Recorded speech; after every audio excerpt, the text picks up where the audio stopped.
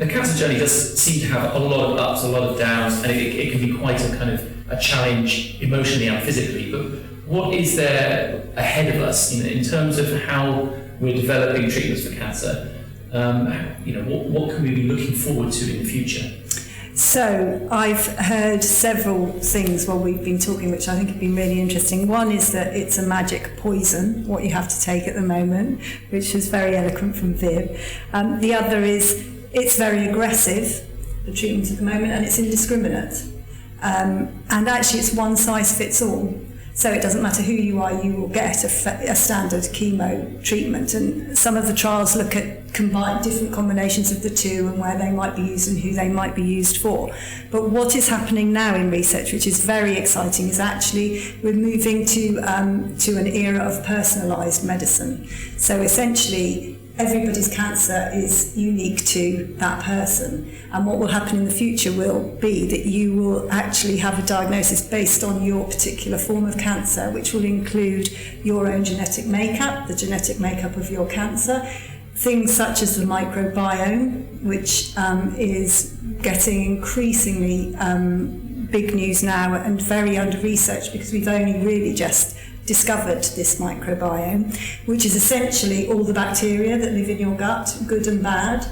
And each of our microbiomes is unique to us. And the amount of cells that our microbiome contains outnumbers our human cells by about 10 to 1. So we're essentially a walking bag of soup, which is surrounded with human cells and tissue. And things like understanding the microbiome and understanding the microbiome's role in the development of cancer and how you respond to treatment is one of the really interesting research questions for the future, and it will help to better diagnose and also better prevent cancer, because it will help to potentially let you know how the role that your diet is playing. So if we can understand better how our microbiome is being affected, then we can understand better why it is not a good idea to eat too much red meat and processed meat, etc. a day. So looking to the future, treatments will be less aggressive in the future. Treatments will be chemotherapy, is very aggressive, partly because certain chemotherapy just stops all of the cells, so it targets any cell that's responsible for growth in the body, which is why your hair falls out, you feel sick, you have to take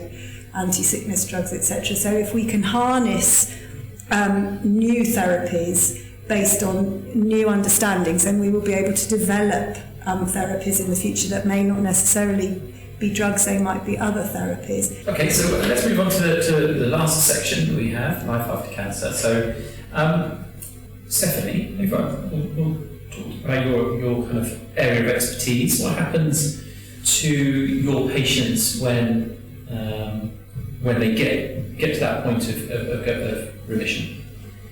So they will still be followed by the consultant and the nurses. They will come for clinic sometimes every 3 months, sometimes every 6 months, sometimes once a year. So they will still be under the umbrella of the team. Also be able to access to the Macmillan team as well, for as long as they want. We always say to our patients, even if they finish treatments and they say they are in remission, we always tell them, look, even though you're not coming back here for treatment, you're still under our care. You can always call us whenever you have a question, or if you start worrying about something, or if you start having some symptoms. So we always keep relationship with them or communication with them, always. How was that process been for you? As I said before, the nursing team were just amazing, and they've said similarly to Stephanie that if ever I've got a question, just give them a ring. So as it happens, I haven't had to ask too many questions, but more so perhaps the fact that I've had a stoma, and there's been issues with that the stoma nurses have dealt with for me or helped me get through. But I see my consultant at the moment every 6 months.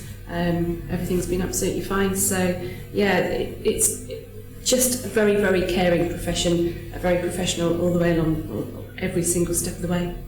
There is one part that we've not covered, I think, is a sexual and emotional relationship. I think it's a big part of people going through chemotherapy who's dealing with cancer. And I think it's a part where people don't really want to touch, to speak about, but it's, I think, very important. And you've been through having bowel cancer, having through chemotherapy, all these side effects, and having a stomach bag as well. I don't know how you well, feel again, about that. it's literally the support of your partner. I mean, I'm fortunate. I've been married quite a lot of years now. I've got amazing support from my husband. Obviously, there are people who don't have relationships. It must be a lot harder for them with a stoma. But fortunately for me, as I say, I've been in a long-term marriage, so my husband's been absolutely fine. And he's very, very caring. So he's very aware of how I might feel. I am still quite shy. There's certain different stoma bags you can get, some that you can see through, so you can see the poo, and others that I use now, which you can't see in them. So from a point of view, I don't want people to see my poo, then I use the ones that you can't cover up, and my husband knows that I like to do this, but it doesn't stop you doing anything. So, as I say, you've got to have the support of your partner, and I found that talking about it, talking through it has been very, very helpful every step of the way. Yeah. And what other kind of practical and emotional sort of things do you have to kind of live with post-treatment, Well, again, I suppose partly people in the past have considered people who've had cancer, especially bowel cancer, as a bit of a stigma. And that's why, again, probably I've more so gone out of my way to let people know, because I don't want people to think it's a stigma. I'm not ashamed that I've had bowel cancer. I'm not ashamed that I've got a stoma. It is a part of what's happened. It's my normality. What I have to do now, emptying a bag whenever I go to the toilet or changing a pouch every morning, that's my normality. And if people want to see my pouch, I'm more than happy to show people. That's my way of dealing with it. It's my way of dealing with it, my way of trying to get the awareness side of things across, and the fact that it doesn't have to be all negative. And what helps you most to see that sort of positive, to have that positive outlook? Obviously, inspiration of others is a massive. I'm very grateful that I'm still here to enjoy my life, so gratitude is massive. Enjoying every moment, enjoying the outdoors, do what you love. If you can, go out there and do things that you maybe haven't done before. So make every day count. Move forward, not back. Learn from the experience. I had my cancer, I had my pouch and my ileostomy. 6 months later, my dad had a similar operation, he's got a colostomy, and he says I got him through it because I knew what it was all about. I could teach him, I nursed him when he came back home. So in some respects, it was almost meant to have happened. And my dad's got through it so much better because I've shown him how positive I could be, so he didn't really have any choice. so yeah, it's just being mindful of enjoying every day, and I think that's what gets me through, is just trying to be happy, enjoy life, be happy. That's the end of this part of the discussion. Thank you all for being here and sharing your experiences. If you want more information, look out for the other episodes in this series and visit our website at bmihealthcare.co.uk.